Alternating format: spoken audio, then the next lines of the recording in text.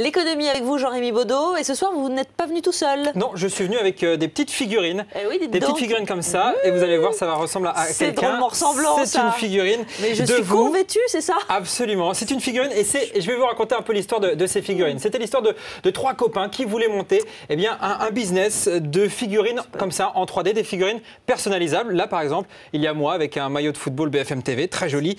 Un projet évidemment qui coûte cher. Ils ont besoin d'une imprimante 3D. Les banques hésitent un petit peu dans ce genre d'occasion.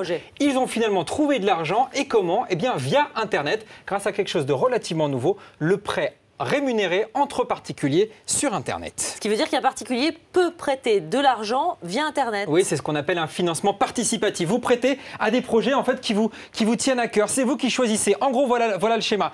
Vous êtes un particulier, vous passez par une institution, ce site Internet qui est justement en collaboration avec une banque, qui elle édite un crédit. Ensuite, l'argent vous revient, mais il vous revient avec des intérêts. C'est ça qui est très intéressant. On se souvient par exemple de ce qui se passait pour la musique Major Company ou des choses comme ça. Exactement. Sauf que là, vous récupérez votre argent au bout de 3 ans et que cet argent, je vous le disais, est rémunéré. C'est aussi une alternative aux banques qui parfois sur certains projets un peu spécifiques traînent un peu des pieds. Les projets les plus innovants, par exemple pour des petites figurines personnalisables, je vous propose d'écouter.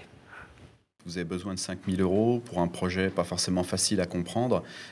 C'est pas rentable pour le banquier d'analyser ce genre de dossier. Alors que sur le site de FriendsClear, il y a des prêteurs qui ont du temps, de l'épargne et qui sont peut-être des anciens de l'industrie dans laquelle vous voulez vous lancer. Donc c'est facile de rapprocher les gens sur Internet. En fait, on profite de l'effet de levier et de la puissance de l'Internet.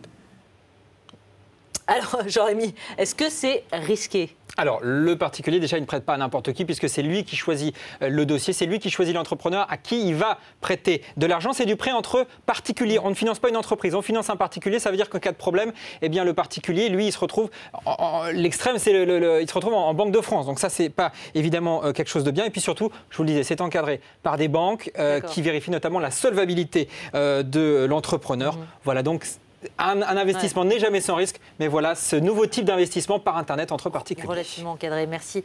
Les camps brefs ? Oui, et fini la crise. Le secteur automobile renoue avec les bénéfices. En 2010, ceux de PSA ont dépassé le milliard d'euros grâce aux différentes primes à la casse et à la croissance chinoise. À noter que Peugeot profite de ces résultats pour rembourser l'État français. D'ici fin avril, le constructeur aura rendu l'intégralité des 3 milliards d'euros prêtés pendant la crise. L'État aura ainsi récolté 350 millions d'euros d'intérêts. Illustration très concrète de l'envolée des prix des matières premières. Le groupe Michelin annonce une hausse de ses prix en Europe. Ses pneus vont augmenter de 7,5%. Le prix du caoutchouc, lui, a pratiquement doublé depuis 1 an. Opodo, Go Voyage, eDreams, 3 sites internet que vous connaissez peut-être qui feront bientôt plus qu'un. Leur fusion devait être signée aujourd'hui selon les Échos. Le nouvel ensemble vise la place de leader en Europe. Et puis petit signe d'essoufflement à la Bourse de Paris après un début d'année en très forte hausse. Eh bien, le CAC 40 finit en repli de 0,43%. L'info éco en plus, c'est le coup de colère du nouveau patron de Nokia. Il a adressé un mail plutôt énervé à ses salariés. Je vous propose d'en avoir juste un tout petit extrait pour voir un petit peu la teneur. Voilà. Nokia se trouve sur une plateforme en feu, encerclée par un violent incendie.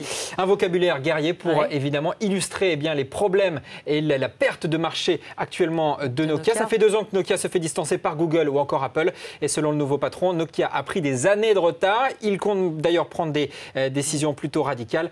Il pourrait annoncer d'ici la fin de la semaine le licenciement, le remplacement de la moitié de l'exécutif. En gros, il décapite Nokia peut-être pour le faire renaître. Qui sait? Ah oui, il ne fait pas les choses à moitié.